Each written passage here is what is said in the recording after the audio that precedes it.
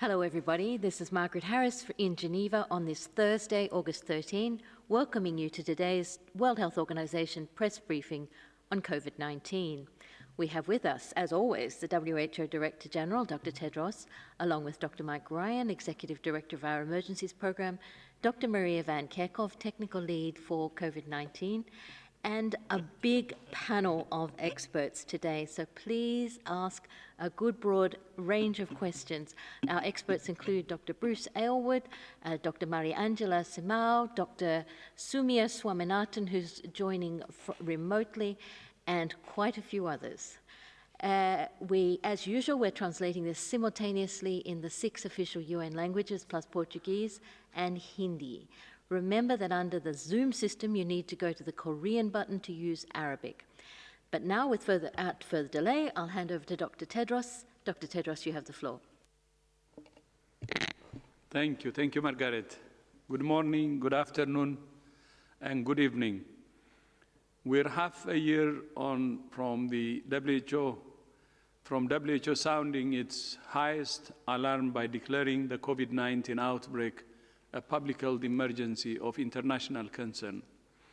At the time, on 30 January, there were just 100 cases outside of China and no deaths. Since then, there has been an exponential rise in cases, and every country in the world has been impacted. And with major disruptions to essential health services, the ripple effects of this pandemic are having a major impact politically, economically, and in how people live their day-to-day lives. Everyone is asking, so how do we go back to normal? And today, I want to talk about not how we're going to go back, but how we're going to go forward. And that to move forward, the best bet is to do it together. In early January, at the beginning of the outbreak, WHO activated our global technical networks to gather all available information about this virus. Within the first 2 weeks of January, the viral genome of COVID-19 was mapped in China, shared globally, and the first PCR test protocol was shared on the WHO website. This enabled the first diagnostics to be developed, vaccine research to start, and soon after, millions of tests, PPE, and supplies were shipped around the world. In February, we held the WHO's Research and Development Blueprint meeting, where scientists and researchers from across the world came together to identify research priorities. A roadmap was created for the development and fair distribution of diagnostics, therapeutics, and vaccines. Also in February and March, numerous countries showed that it's never too late to suppress COVID-19 using a comprehensive approach. This includes active case finding and isolation, contact tracing and quarantine, adequate testing, and appropriate clinical care.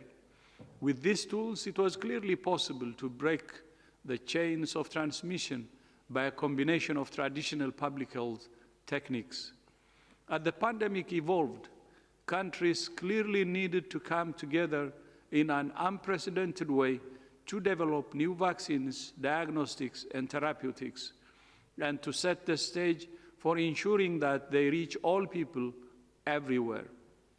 In April, WHO convened world leaders and launched the Access to COVID-19 Tools Act Accelerator. In just 3 months, the accelerator has already shown results. As of today, 9 vaccine candidates are already in the COVAX portfolio and going through phase 2 or 3 trials, and this portfolio, already the broadest in the world, is constantly expanding. And through the COVAX Global Vaccines Facility, countries that represent nearly 70% of the global population have signed up or expressed an interest to be part of the new initiative. On therapeutics, the first proven therapy for severe COVID-19, Dexamethasone was announced in June with support from the Therapeutic Accelerator arm and is currently in scale-up. On diagnostics, more than 50 tests are currently in evaluation, and new evidence has been generated around rapid antigen detection tests that could be game-changing. The ACT Accelerator is the only global framework for ensuring the fair and equitable allocation of COVID-19 tools, but it must be financed to be successful. IMF estimates the pandemic costs the global economy $375 billion a month and predicts a cumulative loss to the global economy over 2 years of over $12 trillion. The world has already spent trillions dealing with the short-term consequences of the pandemic. G20 countries alone have mobilized more than $10 trillion in fiscal stimulus to treat and mitigate the consequences of the pandemic. That's already more than 3.5 times as much as the world spent in the entire response to the global financial crisis. It's easy to think of the ACT Accelerator as a research and development effort, but in reality, it's the best economic stimulus the world can invest. Funding the ACT Accelerator will cost a tiny fraction in comparison to the alternative where economies retract further and require continued fiscal stimulus packages. Before spending another $10 trillion on the consequences of the next wave, we estimate that the world will need to spend at least $100 billion on new tools, especially any new vaccines that are developed. The first and most immediate need is $31.3 billion for the ACT Accelerator. The ACT Accelerator is the only up and running global initiative that brings together all the global research and development, manufacturing, regulatory, purchasing, and procurement needed for all the tools required to end the pandemic. Picking individual winners is an expensive, risky gamble. The ACT Accelerator enables governments to spread the risk and share the reward. In particular, the development of vaccines is long, complex, risky, and expensive. The vast majority of vaccines in early development fail. The world needs multiple vaccine candidates of different types to maximize the chances of finding a winning solution. When a successful new vaccine is found, there will be greater demand than there is supply. Excess demand and competition for supply is already creating vaccine nationalism and risk of price gouging. This is the kind of market failure that only global solidarity, public sector investment, and engagement can solve. But the ACT Accelerator funding gap can't be covered by traditional development assistance alone. The best solution for everyone is a blend of development assistance and additional financing from stimulus packages to fund this effort. And this blend of financing is the best solution right now because it's the fastest way to end the pandemic and ensure a swift global recovery. We live in a globalized economy, and countries are dependent on each other for goods and services, transportation and supply. If we don't get rid of the virus everywhere, we can't rebuild economies anywhere. And the real beauty of the ACT Accelerator and its work is that stimulus investments and globally coordinated rollout of new vaccines, tests, and therapeutics would have a major multiplier effect on our economies.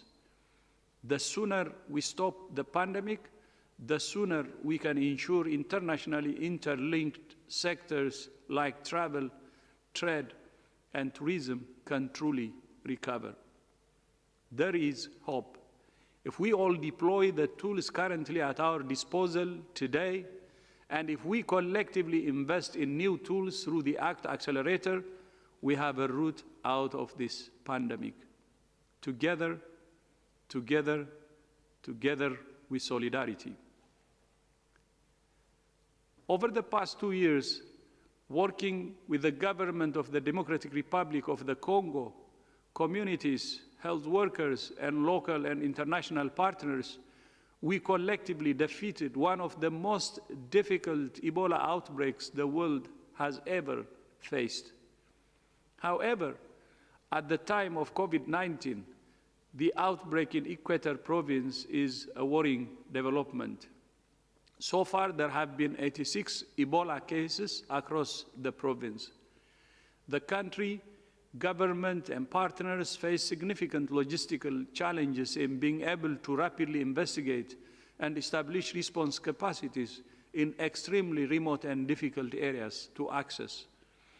The geographic spread of the outbreak is vast, with cases in some areas separated by more than 250 kilometers, and many areas are only accessible by helicopter or boat. Right now, WHO has approximately 100 staff on the ground working with the Ministry of Health, UN agencies, NGOs, and communities. We immediately released $2.5 million from the Contingency Fund for Emergencies and our Regional Emergency Response Fund to support the immediate response. To bring the outbreak under control and end it, WHO and partners require additional funding.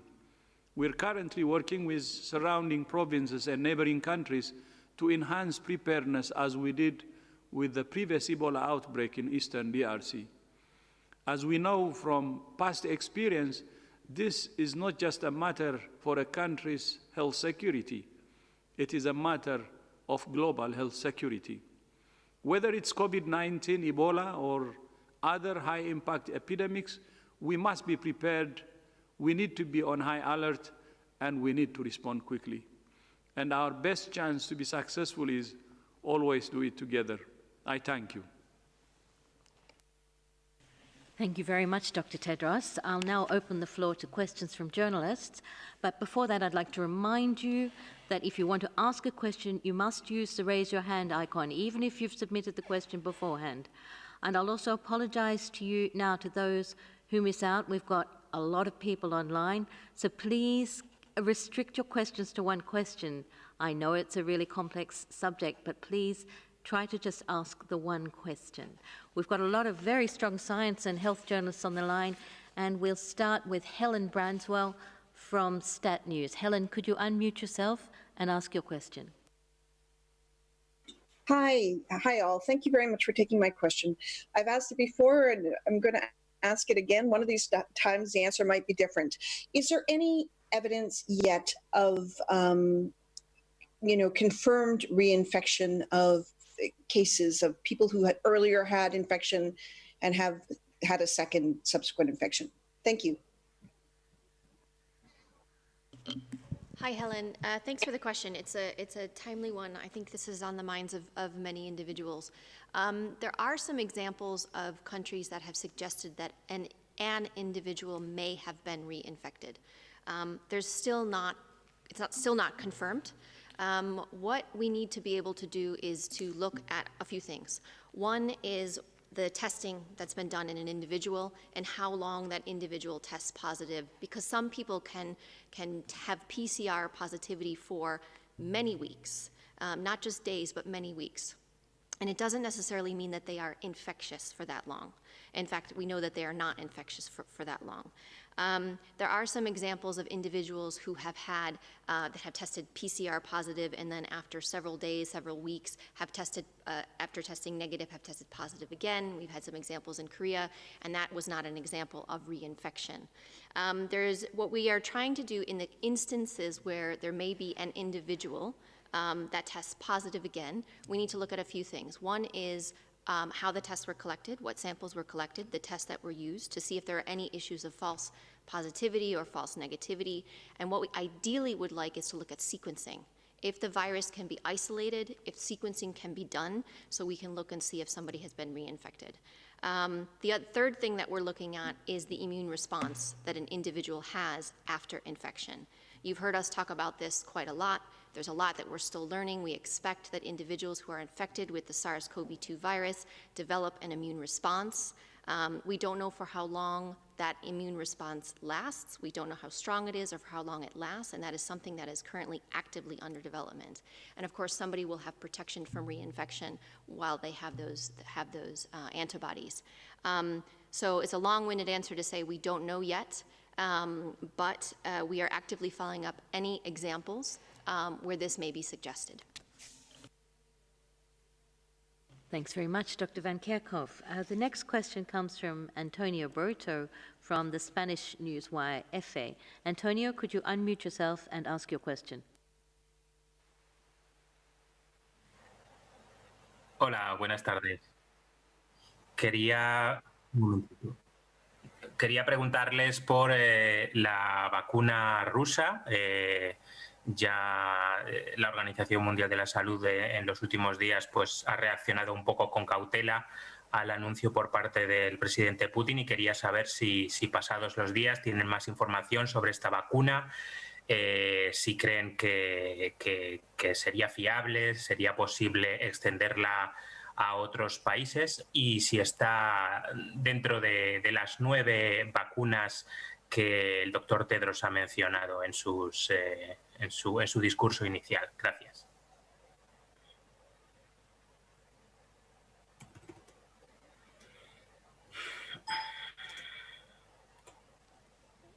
The question was about the Russian vaccine.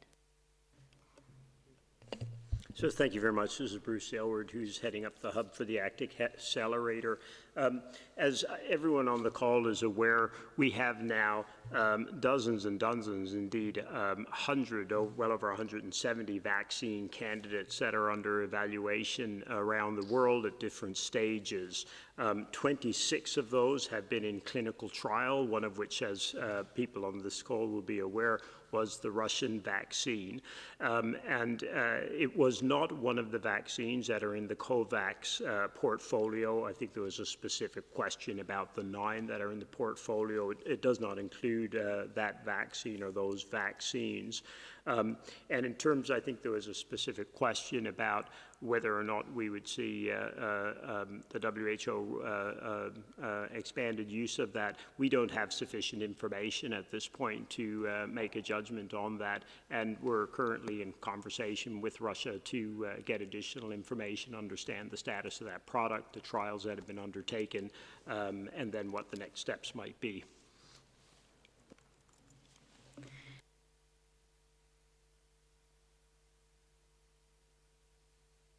Add anything? Sorry, Dr. Swaminathan on the line. Do you want to add anything? No. Doctor, no, nobody I think that's fine, Margaret, that's fine. I don't want to add anything. Thank you so much.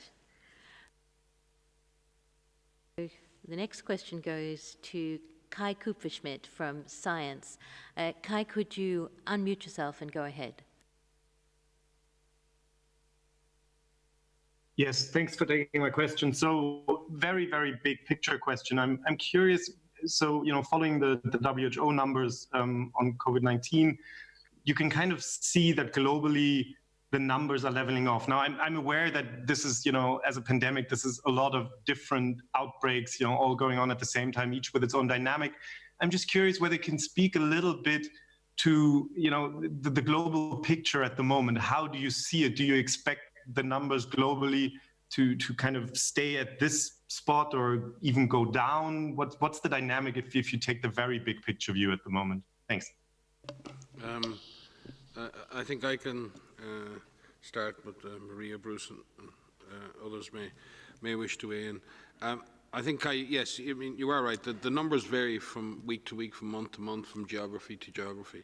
But I think what we have to keep in mind is a very small proportion of the world's population have actually been exposed to this virus and have developed an infection and have developed an immunologic memory to the virus. So this virus has a long way to burn if we allow it to. It may move in certain populations more efficiently, depending on behaviour. It may move in certain populations depending on whether people are spending more time inside or outside. It may return in colder periods. It may do many things. But the one thing I think we have to remember is most people, the vast majority of people, remain susceptible to this infection. Countries, I think, in terms of the overall global picture, there are still a number of countries that are very much dealing with extensive, uncontrolled community transmission, with all of the consequences that go with that, with pressure on the health system, preventable deaths, and all of the socioeconomic damage that goes with that, having to take very, very strong measures to try and control the disease. There's a number of other countries at the other end of the spectrum who have previously brought the disease under control but are now experiencing spikes in the numbers of cases, mainly related to clusters of infection around particular events, around particular contexts, around crowds, around gatherings and other things. And they're struggling obviously to bring those clusters under control in order to prevent community transmission reigniting. And I think that's probably the key issue here. Once you get community transmission under control and you get back to clusters or sporadic cases, you have to try and keep it there. Because if you take pressure off this virus, it will slip back towards community transmission. And once community transmission takes off, establishes itself and becomes intense, then you have all the consequences of the health system under pressure, death rates rising, hospitalizations rising. So the key objective for us all is to try and suppress infection to a point where we have control at community level, and then risk manage our way through this. And we have to make some difficult trade-offs. Opening schools versus crowded gathering places. We need to make choices. And some of those choices are not easy. They are hard. And I think that's going to be the struggle over the coming months. Making good choices. Governments making good choices. Communities making good choices, and individuals making good choices. And that requires good information. That requires good data. That requires knowledge and being able to act. The DG said it in the speech. He said we have the tools. We have a number of tools that we know that work. We need to continue to apply them. And we need to, as he has alluded to, and Bruce as well, we need to accelerate the development of vaccines, and we need to be able to pay for a massive expansion in our capacity to deliver vaccines to everyone that needs them. But I would characterize the global situation now. Yes, we've seen a plateauing of numbers, Kai, and I know you track that every day.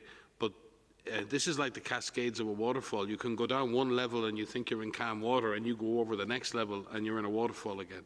So I do think we need to be very, very careful. Calm waters do not mean the storm is over. We may just be in the eye of the storm and we don't know it. So I think absolute vigilance now.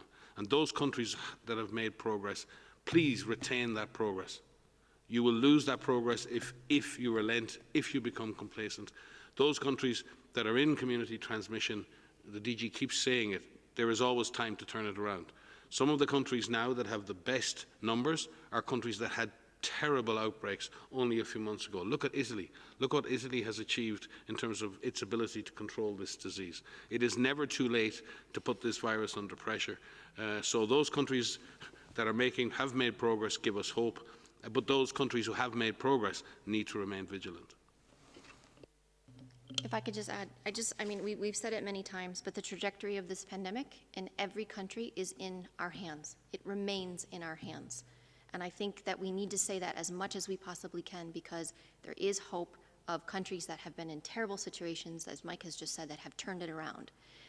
And the trajectory is in our hands, and it depends on the actions of countries. It depends on the actions of governments, of communities, of individuals.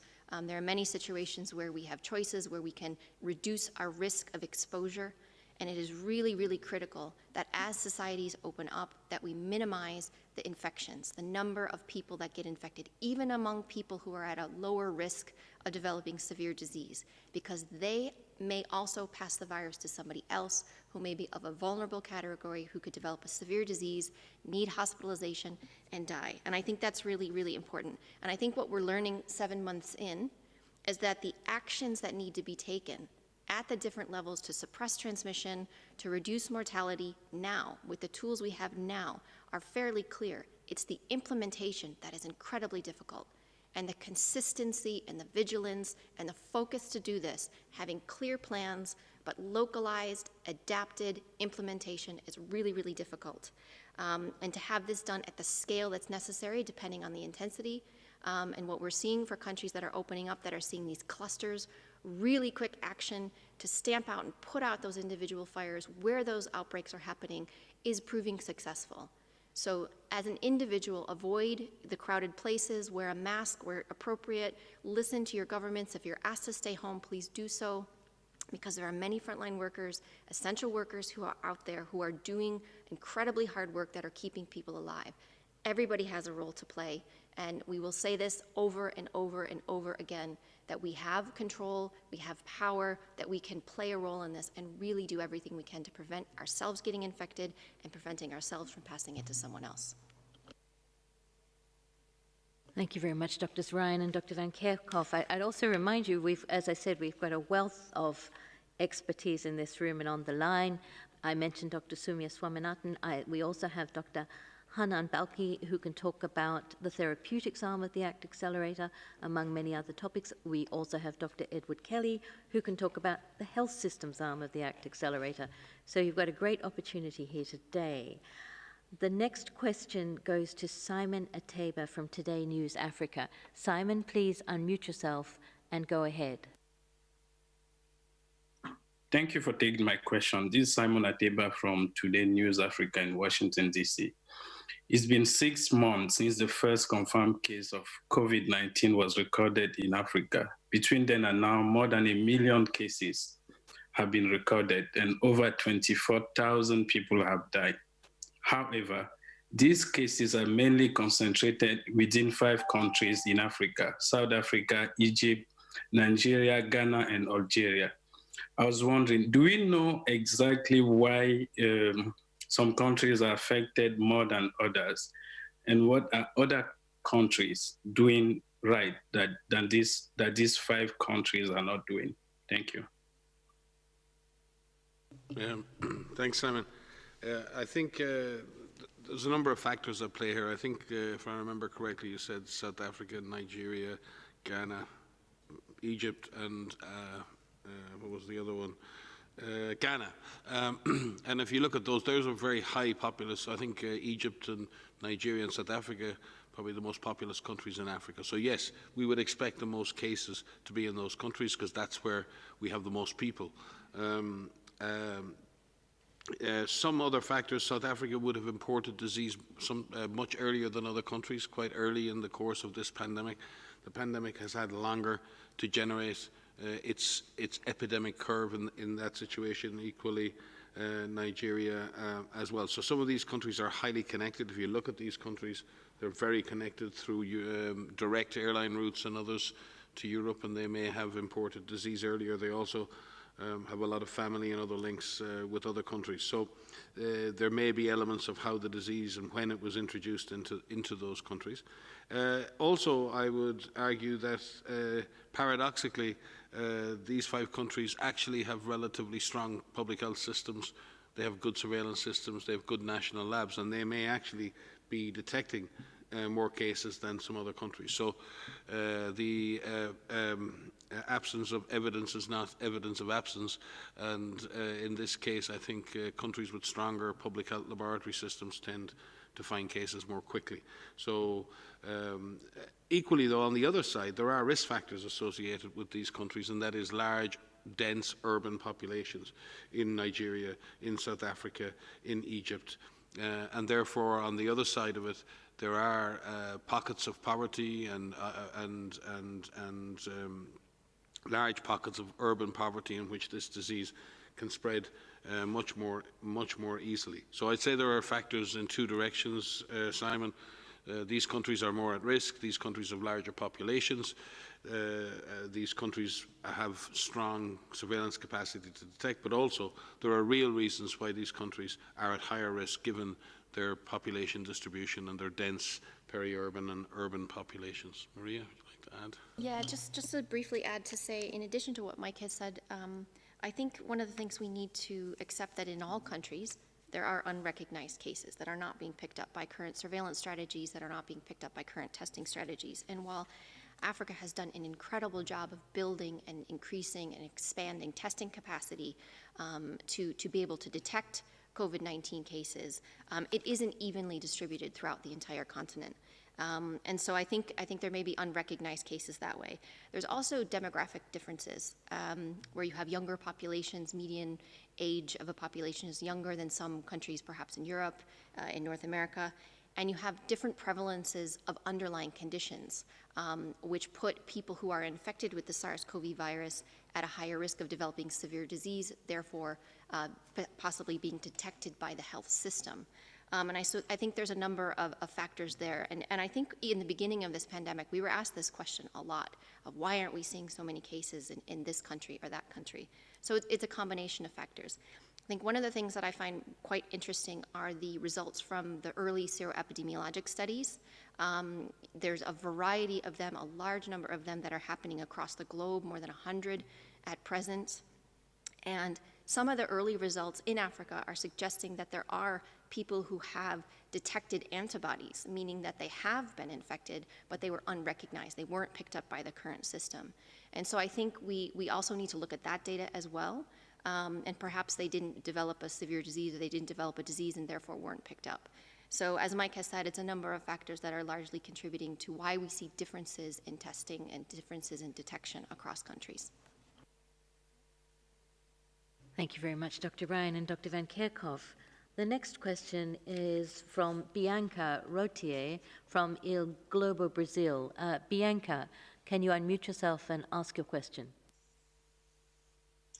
Thanks a lot, Margaret, for taking my question here. Yeah, Bianca, I'm correspondent in Switzerland for Globo News and Globo, the largest TV network in Brazil. And China, my question is about China that announced today that chicken wings imported from Brazil tested positive for COVID-19. So what should be done in a situation like this? Can we get infected by the virus from food, including frozen food? What are the risks? What are the recommendations for consumers, people that work in transportation of food and also in production and packaging, and of course to companies and governments as well? Thanks a lot. So thanks for the question. I can start, and maybe Mike, you would like to supplement. So yes, we are aware of the reports of these tests. What we understand is that China is testing on packaging. They're looking for the virus on packaging, and they've tested a few 100,000 samples of looking on packaging and have found very, very few, less than 10 positive in doing that. We have issued guidance with FAO on food handlers and working with food, working with frozen foods, working with live foods to keep people safe in their working environment. We know that the virus can remain on surfaces for some time, but the virus can be inactivated on your hands if you wash your hands or use an alcohol-based rub. And if the virus is actually in food, and we have no examples of where this virus has been transmitted as a foodborne, whereas someone has consumed a food product, the viruses can be killed, like other viruses as well, can be killed if the meat is cooked. So we have issued guidance on how to ensure that people who are handling these products can work safely. And may I just add, because I think people are already scared enough and fearful enough in the COVID pandemic. It's important then that we track findings like this, and it's important that we don't discount scientific evidence where we find it. But it's also important that people can go about their daily lives without fear. People should not fear food or food packaging or the processing or delivery of food. Food is very important, and I would hate to think that we would create an impression that there's a problem with our food or there's a problem with our food chains. They're under enough pressure as it is already. We will continue to track findings like this, but as Maria said, there is no evidence that food or the food chain is participating in transmission of this virus, and people should feel comfortable and feel safe in the now. There are many other reasons why we need to protect and we need to cook our food properly, and there are many other contaminants of food that occurs, but I think we should not be placing COVID as a risk in this area. I think it's important that we don't conflate observations like this into a major concern around food. Our food, from a COVID perspective, is safe, but there are many other reasons that we need to keep our food chain safe. And many people work very, very hard across the world to ensure that our food is of safe and of the highest quality. And Dr. Van Kerkhoff. The next question goes to Michael from CNN. Michael, can you unmute yourself and ask your question? Good afternoon from Ottawa. This is Michael Bossack here. I'm a contributor to CNN Opinion. There's been a lot of talk, thank you for taking my question. There's been a lot of talk about the expected demand for the new vaccine, but as you know, anti-vaxxers have taken to social media in a big way. In fact, I'd say there's almost a virus of disinformation out there about the future vaccine. And according to a CNN poll in May, and this is quite shocking, about 1/3 of Americans said they would not get vaccinated against coronavirus, even if it were widely available and low cost.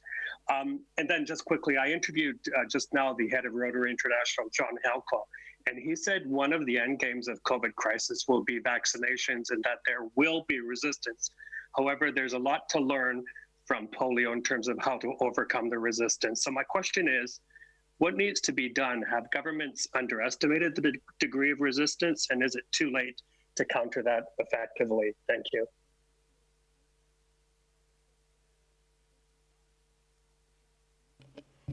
Thank you for the question, because it's absolutely important that there's work on both sides on the vaccine acceptance and also on the vaccine hesitancy. And WHO takes this extremely serious because, as you mentioned, there are already problems with routine vaccination. And we've seen that the problems are related either to mistrust on institutions or on scientific information, but also because of the very rapid access to incorrect information that happens through social media and so on. So WHO has been working in the past years, and it's intensifying its work with the social media platforms to ensure that there is early detection of incorrect information, and that also people looking for information that they have access to the right sites that provide solid and scientific-based information on vaccine. But this is absolutely a work stream that WHO is taking very seriously, thinking that we will need to have a rapid uptake in many countries as vaccines become available. Thank you. If I could just add, some of the things we're doing right now about this issue, in addition to what Mary Angela just said, is that we're engaging with a lot of different groups right now to discuss vaccine understanding, what a vaccine is, what a vaccine does, what it's meant to do, what it can't do, how these are being developed to be a safe and effective vaccine, even though it's a rapid development. The steps are not being skipped in terms of safety and in terms of efficacy, and also to understand acceptance and demand. And so we're working with different groups to work on communication packages, listening, and so this could be worked on now as the vaccine itself is being developed. But what we understand from most countries that are communicating with us, most groups that are working with us, civil society, individuals, that most people want access to a safe and effective vaccine. So there's a lot of different avenues that we are pursuing, but really trying to increase vaccine understanding, acceptance, and demand is something that we take very, very seriously, and we're listening and we're learning and we're developing those communication packages. And maybe also speaking to the costs of doing all of this, we need to invest in a dialogue with people, with communities, in creating the conditions in which these vaccines, we hope, can be introduced in the most successful way. There are reasons for vaccine hesitancy, there are reasons for lack of acceptance of vaccines, and they range from specific fears about the vaccine to distrust of government. There are many different reasons, and Bruce has vast years of experience in polio, overcoming issues and misunderstandings and misinformation. Spent many years at it myself. If you think about Congo, Eastern Congo in the last year and a half, we were using an investigational use vaccine, brand new vaccine, in a population in the middle of a highly conflictual situation with a very disrupted society. And through the work that we, UNICEF, the government and others did with communities, we had 97% acceptance of vaccine amongst eligible people for that vaccine. That's incredible. That's a great testament to the people of Congo, to their understanding, to their acceptance. But it's also a two-way street. There must be a dialogue. People need to be allowed to have a conversation about vaccines and have a proper conversation. It's not a one-way street. It's not about shoving things down people's throats. It's about having a proper discussion, good information, a good discussion on this, and people will make up their own minds. And I think science and government have a job to do, and that is to make the case. I think communities and people have a job to do, which is to listen to that case. And hopefully, the result of that will be a widely accepted, successful vaccine that could bring this pandemic to an end. Bruce? Hi, thanks, Mike. And Michael, thank you for the point. I don't want to belabor it because others have covered the big points, but first, no one's underestimating this. And one of the ways and things that we're doing to address it also is to make sure that we're putting together an integrated package of tools. And that's what the ACT Accelerator is all about. We all want a silver bullet, but we want to make sure we have multiple ones. We need better, faster diagnostics. We need therapeutics. We need the vaccines.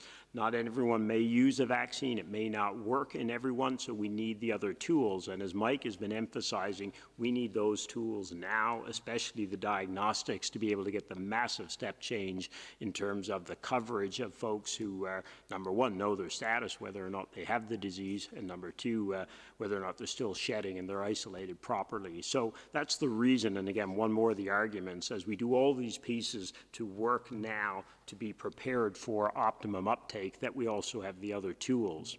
Maria made the point, but it's another thing to emphasize. One of the key things we're trying to do with the accelerator is to move in parallel things that we would normally do in sequence. Normally we do the research and development, then we do the manufacturing and the pre-qualification, then we work on the delivery issues. But in this, again, Maria, I think you referred to it, we're trying to do all of those almost in parallel. That's why we need the money up front. That's how we're going to be successful. If we do all the work on the R&D, we don't have the resources to do this community preparedness work, exactly as you're speaking to, we won't be as successful as we want to be, we won't get the coverage that we need, and we won't stop this as quickly as we could with this, with the new tools that are coming online. Thank you very much, Dr. Aylward, Dr. Simao, Dr. Van Kerkhove, and Dr. Ryan for all those fantastic answers. The next question goes to Ye Li of Xinhua. Ye, please unmute yourself and go ahead. Okay, thank you for presenting my question. My question is still about the vaccine. So WHO has always been promoting the equal distribution of vaccines. So now I want to ask, how many countries now have publicly declared that if they have an effective vaccine against COVID-19 being developed, and they will treat it as a public good for the world? And what are the positions of the major countries that now have most developments in the vaccine research? Thank you. I think this is a question for Dr. Mariangela again. Thank you for the question. That's a very hot discussion at the moment because we are talking about a vaccine, a safe and effective vaccine being a public health good. And we are talking about ensuring that there is equitable access to the technologies that are developed and that they reach all countries, that they benefit populations in all countries, not only high-income countries. So this is and we're going through a moment where we see that some countries are doing bilateral agreements with companies, but at the same time, we have a global movement. We are working together in international organizations, WHO, with the Vaccine Alliance, Gavi, and we're working together, discussing with the member states, the organization of a global facility. And this global facility will be a pool mechanism to to procure, invest in vaccine candidates, and ensure that countries who are participating, it's open to all countries, will have access to the vaccines once they prove to be safe and effective. So far, we have 167 countries already engaged in this process. So I think it's very reassuring that we have such a global commitment towards ensuring that there is, that once a technology is available, that there would be a commitment to ensure that equitable access on a timely fashion, that all countries are reached by the vaccines. Thank you. Thank you very much, Dr. Mariangela Simão. And we'll now move to the next question. We've only got time for a couple more questions because we've got a hard stop at 6:30. The next question goes to John Miller from Reuters. Hi, thanks very much. As we look around the world, we see a lot of unilateral deals between companies and countries for vaccines. And we heard earlier this week, Dr. Tedros talking about only being about 10% of the way towards the ACT accelerator goal, including the COVAX component of that.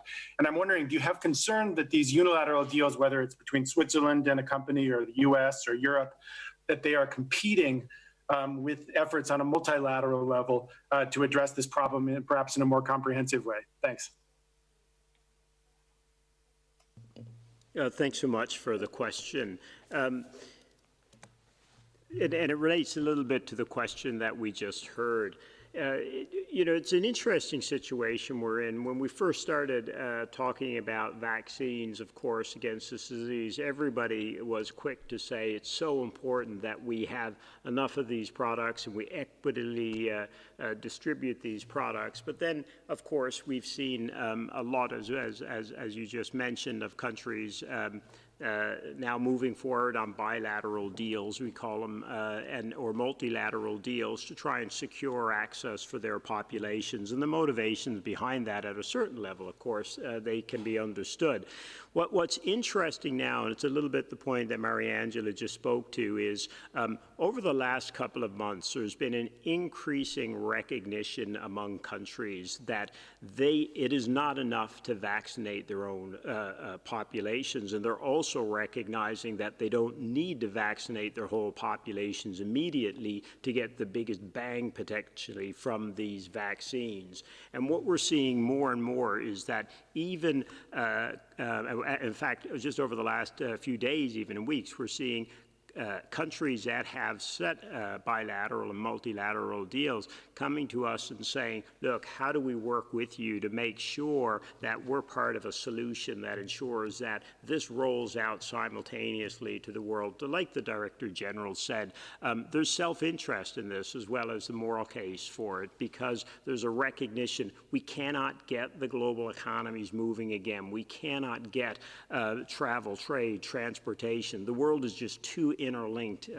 And what we've got to do is get pressure off the health systems, because that's been what the real drag on the economies have been. In the course of doing that, we'll save lives, and we can do that, again, a little like Mariangela mentioned, by vaccinating a proportion of the global population together much more effectively than if we were to try and do pockets of it, you know, completely, one at a time. And it's been encouraging and just striking how many countries that are doing deals. And on the other hand, remember, as countries are making deals and the rest, they're sending very loud messages that they want these vaccines, and then manufacturers have a whole new confidence that they need to expand their capacities. They need to produce more of these products, produce more of it at risk. So the key thing at this point is, how do we harness all of those investments into a global solution? And that's what the Director General was speaking about. It's the time now that we have hard evidence that the best solution is to roll this out simultaneously globally. Every economy is interlinked today. It just will not work otherwise. And as we move toward that, now it's trying to work out, okay, the nuts and bolts. If you've bought a lot of vaccine over there. How do we work with you to make sure that that can be part of a global solution? And that's really where we are. And remember, we have some time to sort this out. We hear a lot of panic about buying and deals, et cetera. But we have a couple of months to work together as a global community to find the solution to this. So we roll these out in the way that's going to be most effective. So a global solution where we're all pooling our risks, pooling our procurement would be the ideal. If we do separate deals, then it is how do we coordinate these so that we don't prejudice any part of the world in a way that's ultimately going to be detrimental to everyone, even those who work to try and vaccinate their own populations completely first. Yeah, perhaps I'll leave it at that. But Mariangela, you've been a big piece of this work. Anything to add?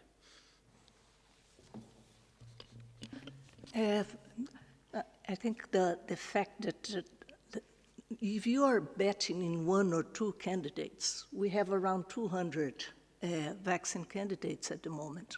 So what's your best bet? We don't have any of the vaccine candidates has finished the clinical trials yet. So we don't know which one will be the front runner, which one will actually prove to be safe and effective. So we are encouraging countries to join a global facility because we will have access to more candidates, and you have a better chance to actually have concrete access, be able to procure one of the successful candidates. I think this is the main issue. Sorry, just going to come back on it for 1 second because, again, the Director General in his comments, he mentioned some numbers that are so staggering, right? $10 trillion in global stimulus financing, fiscal stimulus financing to deal with the consequences of this disease, not even the causes. And the kind of numbers that we're talking about to try and roll out a global solution are a fraction of that. So again, coming to the points that we were discussing earlier, countries are recognizing that. They're recognizing that if we don't get a global solution, there's going to be waves of fiscal stimulus financing needed to try and get out of this crisis, similar to what happened with the global financial crisis. And that's a situation that nobody wants to be in. So I think all of these factors are coming together. I'm sorry, I can't remember the name who asked the question. I apologize. But it's a fantastic question. We have an opportunity. We have a window. And so now it's aligning all of these deals so that they roll out with the right timing. It's not who bought the vaccine almost, it's how they use that vaccine in a globally coordinated manner for a global solution to a global crisis. Thank you so much, Dr. Aylward and Dr. Shamal, for those fantastic answers. We're really running out of time, so last question we go to North Africa, to Morocco, and the question is from Uhassan Abdallah from Moroccan News. Uhassan, please unmute yourself and ask your question.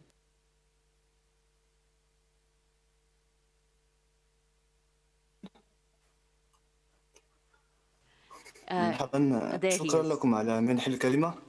سؤالي يتمحور حول تفسيركم للارتفاع الكبير لعدد الإصابات في المغرب، حيث يتم تسجيل أكثر من 1400 حالة في اليوم ووفيات أكثر منذ تطبيق سياسة تخفيف في البلاد. ما هو تفسيركم لهذا وشكرا.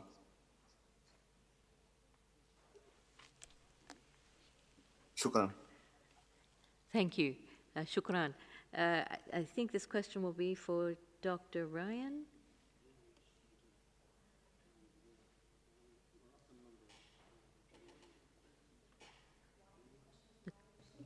Yes, so your question was about the number of cases and what the country should be doing about it.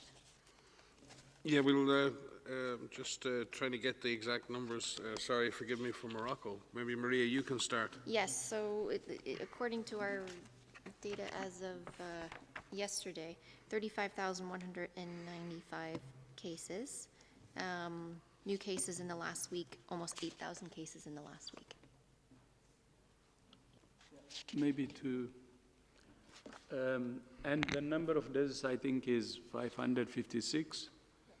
And I think if you see the situation, it's not the number of cases, but the trend is on the increase, both in the number of cases and so I think Morocco should do more, especially to reverse the increasing trend that we're seeing now.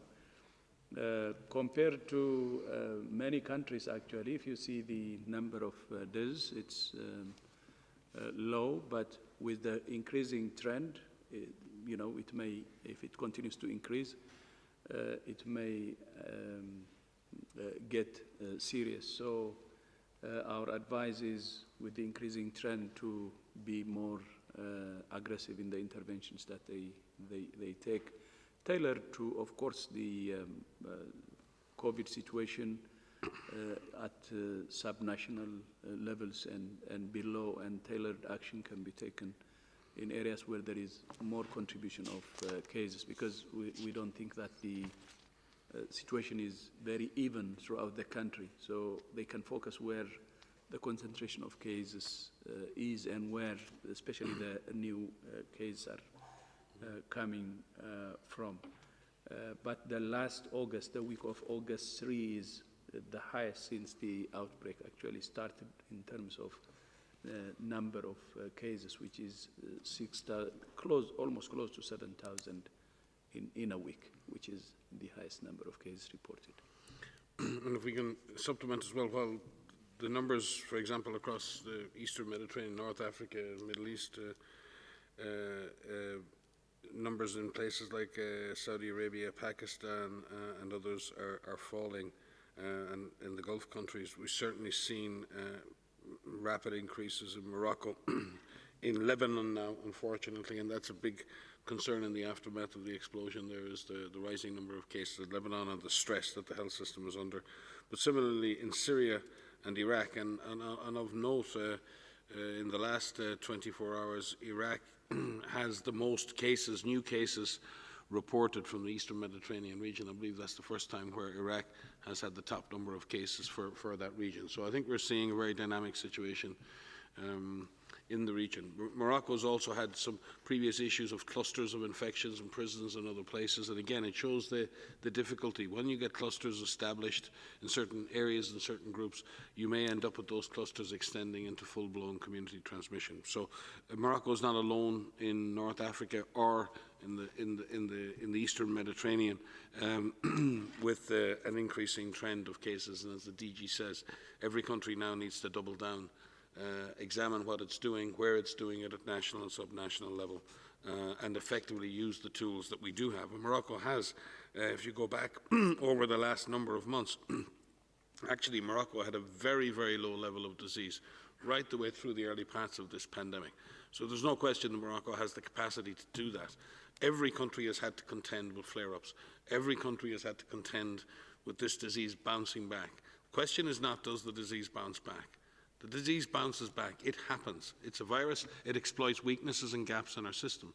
The real test is, how do we react? How do we respond as a government, as a community, as a society, and as individuals to that reality? And I think that's what we would ask each country to do. Don't lose hope when the disease bounces back. Don't blame others. Take action. Everyone takes action together in response to a jump in disease, then the disease will go away. It'll be pushed away. I think in too many countries, we tend to look for scapegoats. Whose fault is it that the disease is back? Who made a mistake? In an emergency response, there's no time for that. It's a time for action. When the emergency is over, you sit down and then you say, okay, who did what? Who was slow? Who was fast? And during an emergency, we need everyone to act together and act quickly. And I think Morocco has demonstrated right the way through this pandemic its capacity to keep disease at a low level. Morocco needs to get back there again, with many other countries who are in a very similar situation.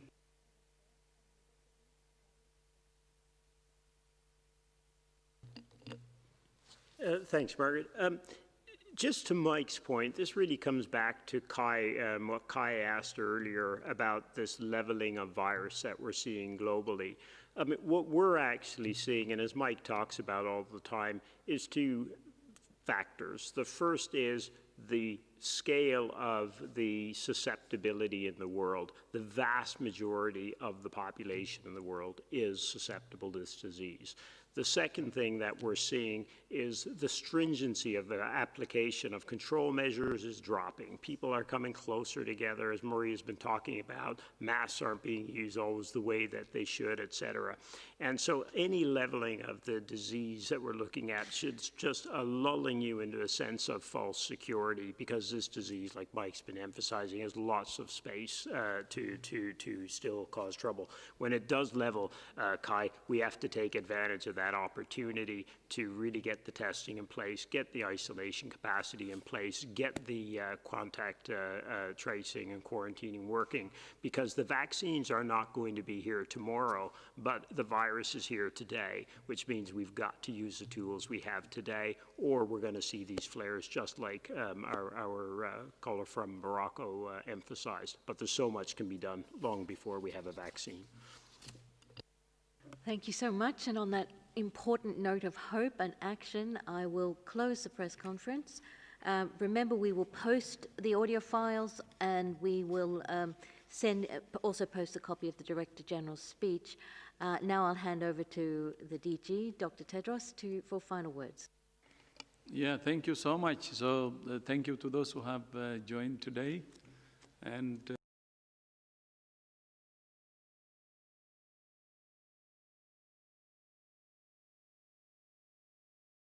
see you on Monday for our next presser. Thank you.